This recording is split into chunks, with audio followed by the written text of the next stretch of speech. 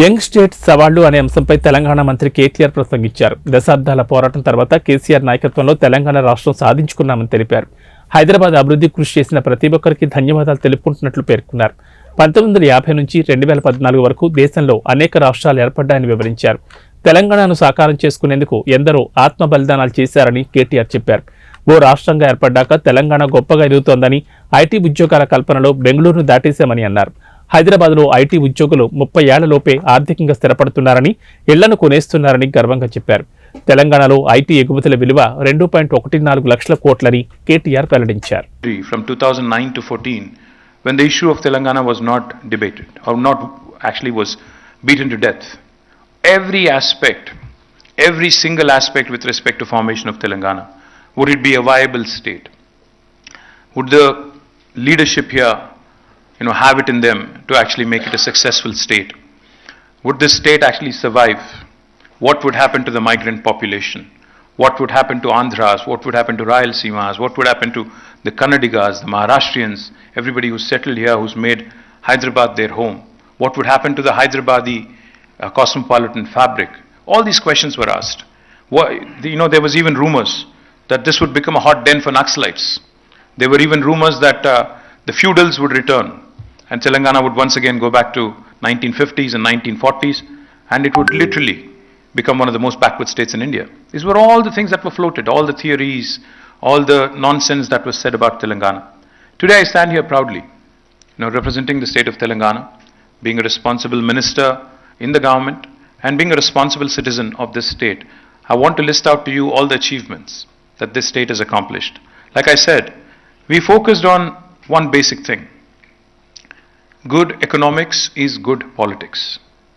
As long as you create wealth, as long as you make sure that the poorest of the poor in the society are taken care of, as long as you ensure that the wealth that gets distributed equitably, without depriving anybody, without any depravity, I think you would have done your job. Our Honorable Chief Minister, Shri KCR, he's a man who's learnt it the hard way in life, that suppression of excellence is something that is done as a matter of routine. He's had to fight his way up all along his life. He's never had anything which kind of helped him politically, meaning, especially in the politics, because you said politicians have thick skin, you also said bureaucrats have thick skin, so I have to kind of refer you, to that comment of yours. Yes, you have to develop a thick skin to survive in this. Unfortunately, whether we like it or not, there is a lot of mediocrity that you have to put up with. Unfortunately, whether I like it or not, there are a lot of legacy processes, legacy issues in place which I can't simply negate or overlook or eclipse and say that, I can dispense away with that. You inherit them. These are challenges that you inherit. But end of the day, I think what matters is how well you work.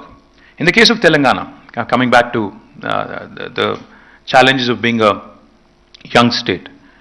In the case of Telangana, when it was formed, the expectation of the people of Telangana was sky high. What happens is, a Chhattisgarh or a Uttarakhand where the people weren't fighting or were wanting a state versus a state of Telangana where people were actually giving up their lives. We had young students immolating themselves, setting themselves up in fire, trying to make a point. We've had a gentleman called Yadi Reddy who traveled all the way to Delhi to commit suicide in front of Parliament.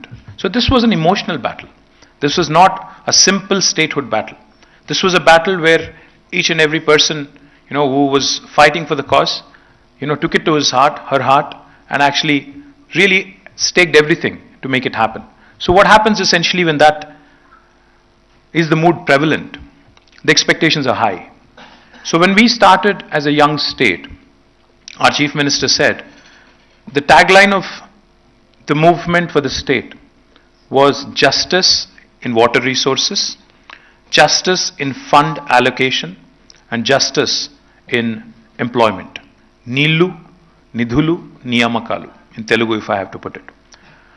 So this was the fundamental thing that we focused on.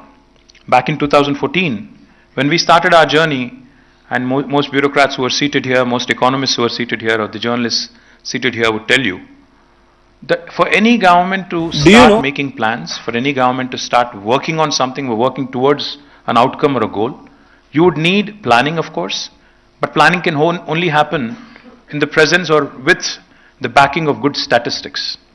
Mr. Joshi is here, he worked as our Chief Secretary. He would know, he would tell you.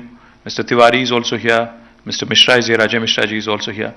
All of them worked with our Chief Minister very closely, and they would tell you. When the Honorable Chief Minister initially started laying out plans and he started saying planning is important, statistics is important, data is important, so get me accurate information, accurate data.